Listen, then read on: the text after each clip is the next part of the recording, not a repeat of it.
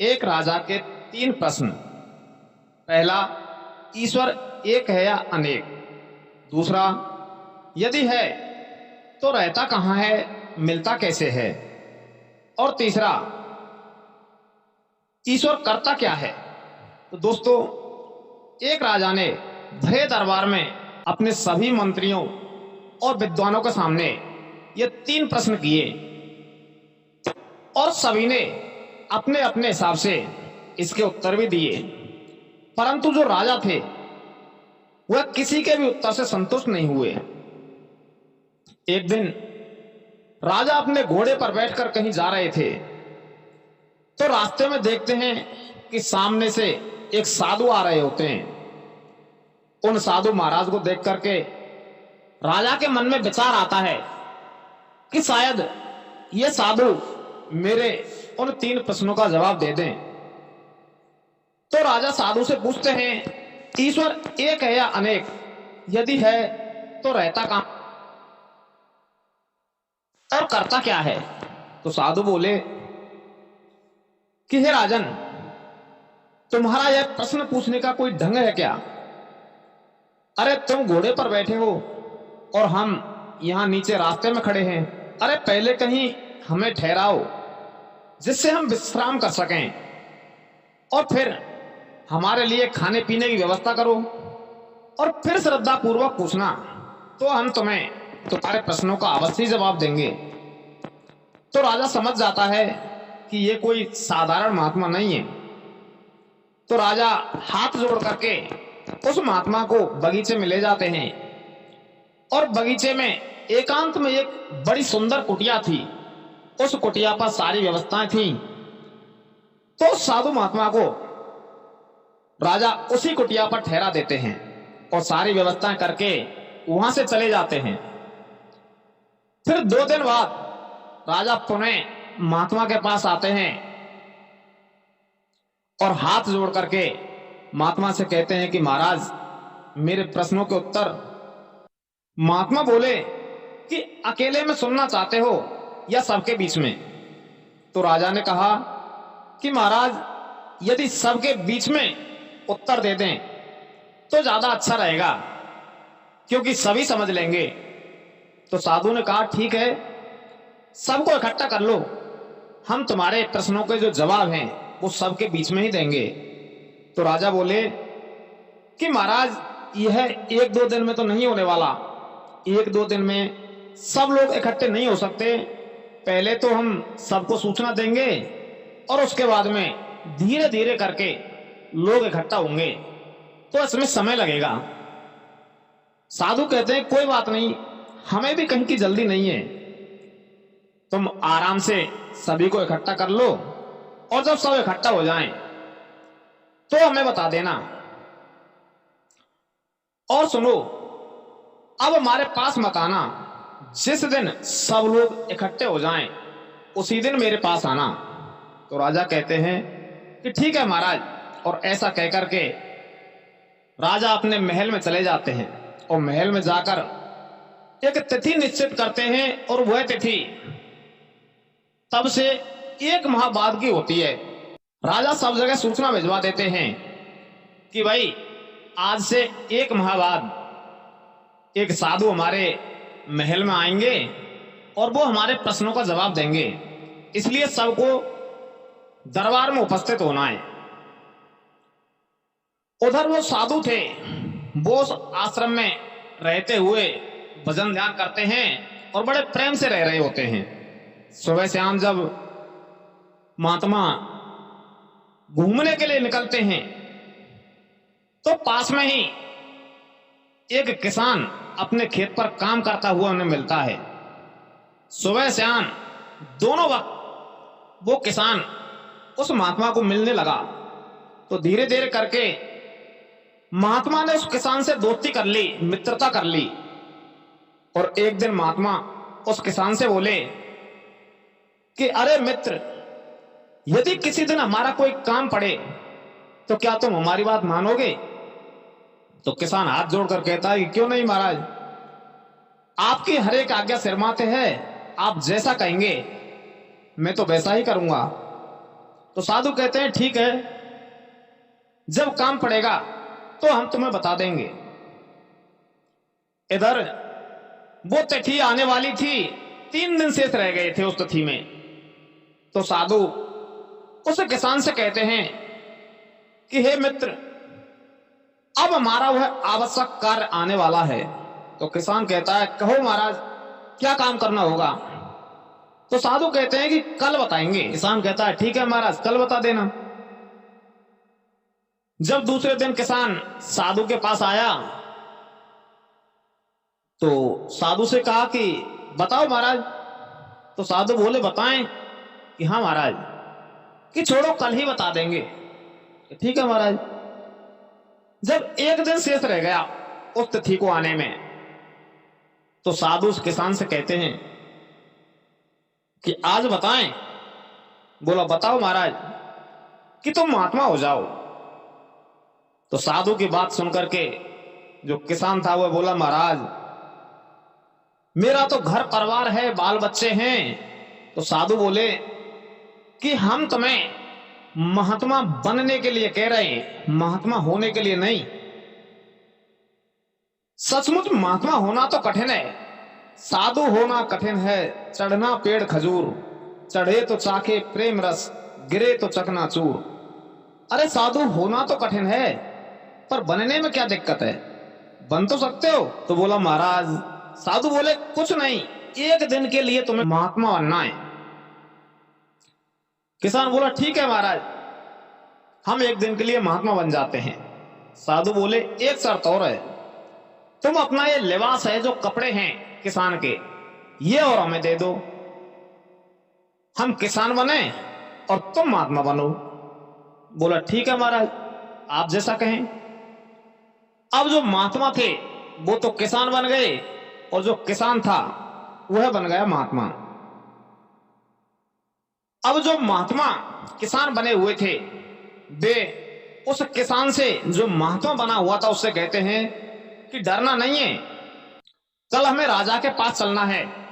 राजा तुम्हें इस रूप में देखेगा तो तुम्हारी पूजा अर्चना करेगा, आरती करेगा, तुम्हारे चरण भी स्पर्श करेगा, मगर तुम्हें डरना नहीं है।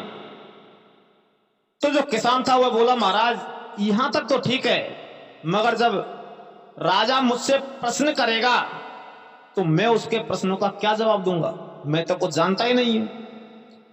तो महात्मा बोले चिंता करने की बात नहीं है, मैं हूं ना तुम्हारे साथ, मैं तो वहीं चलूंगा। राजा जब तुमसे प्रश्न पूछे तो तुम कह देना कि महाराज इतने सरल सवाल हैं, इनका जवाब तो मेरा ये घास छीलने वाला किसान ही दे देगा, फिर मैं जवाब दे दूंगा। तो किसान कहता है ये बात ठीक है। तो इस प्रकार से महात्मा उस किसान को सिखा पढ़ा देते हैं, पहले ही सब कुछ समझा देते हैं, और फिर दोनों पहुंच जाते हैं राजा के दरबार में।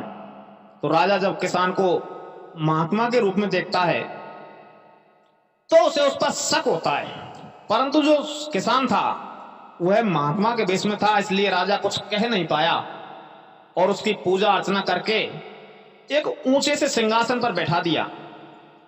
अब किसान तो बैठ गया राजसभा में जाकर के ऊंचे सिंहासन पर साधु बनके, और जो साधु थे वो बैठ गए राजसभा में नीचे। राजा ने कहा कि महाराज हमारे 3 प्रश्न हैं, आपने कहा था कि हम उत्तर देंगे, आज दे दो उत्तर कि ईश्वर एक है या अनेक, रहता कहां है, मिलता कैसे है और करता क्या है। तो किसान तो पहले से ही पढ़ा हुआ था, कहने लगा राजा साहब क्या साधारण से सवाल पूछे हैं, इन प्रश्नों का उत्तर तो हमारा घास छीलने वाला एक किसान ही दे देगा। तो राजा को लगा कि इतना सब कुछ आयोजन किया और ये कहते हैं कि किसान ही उत्तर दे देगा। उधर महात्मा बैठे थे किसान के रूप में, कहने लगे हाँ महाराज पूछो, गुरुजी ने हमें सब कुछ बता दिया है, हम उत्तर दे देंगे। तो राजा ने कहा अच्छा चलो भाई किसान तुम ही बताओ कि ईश्वर एक है या अनेक। तो किसान ने कहा कि राजा साहब मैं बिना पढ़ा लिखा किसान और आप पढ़ाई लिखाई वाले प्रश्न मुझसे पूछ रहे हैं। तो राजा बोला फिर निर्णय कैसे हो। तो किसान ने कहा कि एक काम करो राजा साहब, आप कुछ मणियां मंगा लो, ठीक है, गिनना आप और फैसला हम करेंगे। राजा बोला ठीक है। एक थाल में मणियां आ गईं। अब राजा ने गिनना शुरू की। राजा ने एक मणि उठाई और मणि उठाकर राजा बोला एक। तो किसान ने कहा बिल्कुल ठीक, रख दो और दीवार पर लिख दो एक। दीवार पर लिख दिया। अब राजा ने दूसरी मणि उठाई और बोला दो। तो महात्मा बोले झूठ बोलते हो, देखो हाथ में दो हैं या एक। तो राजा बोला महाराज हाथ में तो एक ही है, तो फिर दो क्यों कहते हो। राजा बोला महाराज लिखा है ऐसा। अरे लिखा है, पर देखने में एक है या दो।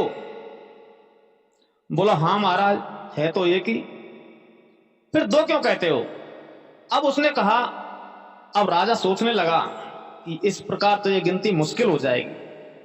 उसने तीसरी मणि उठाई और बोला तीन। तो महात्मा बोला फिर झूठ बोलते हो, तीन नहीं है एक ही है, दो नहीं है एक ही है, और चार पांच छह सात नहीं है, केवल एक ही है तो एक ही।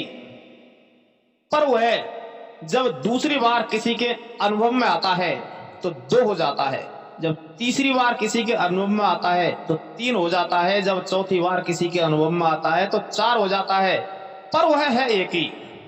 तो राजा सोचने लगा कि बात तो ठीक कर रहे हैं, दिखाई भी एक ही दे रही है, हम चाहे दो कहें चार कहें छह कहें, पर है तो एक ही।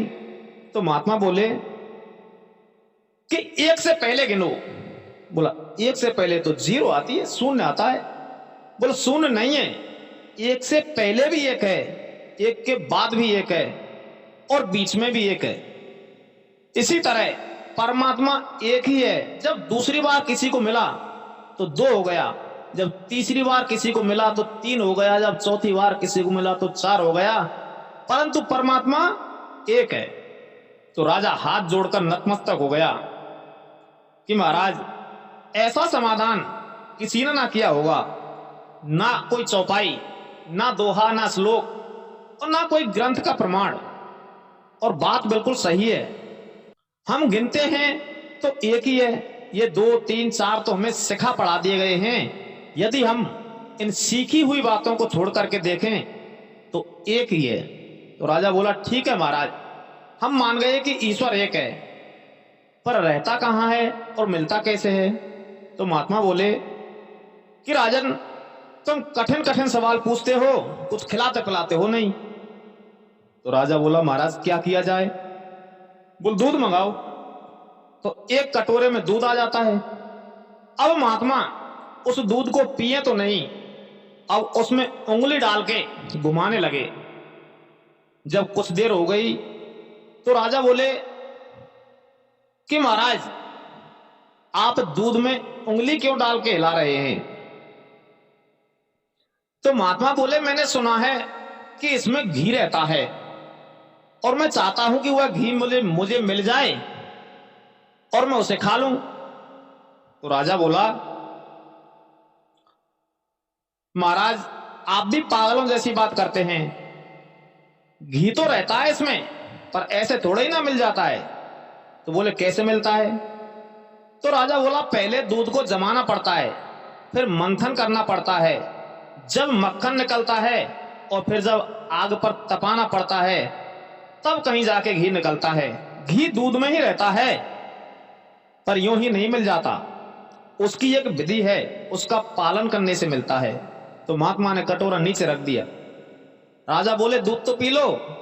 महात्मा बोले दूध पीना नहीं था, तुम्हारे प्रश्न का उत्तर देना था।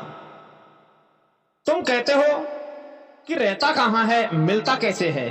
जिस तरह दूध में घी रहता है उसी तरह परमात्मा तुम ही में समाया हुआ है, लेकिन वह बातों से नहीं मिलता, उसकी एक विधि है। पहले निष्ठा जमानी पड़ती है, फिर विचार की मंदानी से उसे मथना पड़ता है, तब जाके वैराग्य का मक्खन निकलता है, और फिर उसे तपस्या की अग्नि में तपाते हैं, तब घी प्रकट होता है। इसी तरह परमात्मा तुम्हारे भीतर से ही प्रकट हो जाएगा, पर उसकी एक विधि है। तो राजा बोला, महाराज कमाल का उत्तर दिया आपने, ये भी मान लिया। अब तीसरे प्रश्न का उत्तर कि परमात्मा करता क्या है। तो महात्मा बोले, अच्छा बताओ, तुम हमसे सवाल पूछ रहे हो और हम तुम्हें जवाब दे रहे हैं। बोला, हाँ महाराज। तो साधु बोले कि अब गुरु कौन है, मैं या तुम। तो राजा बोले कि महाराज गुरु तो आप ही हैं। तो महात्मा बोले कि ये भी कोई ढंग है तुम्हारा?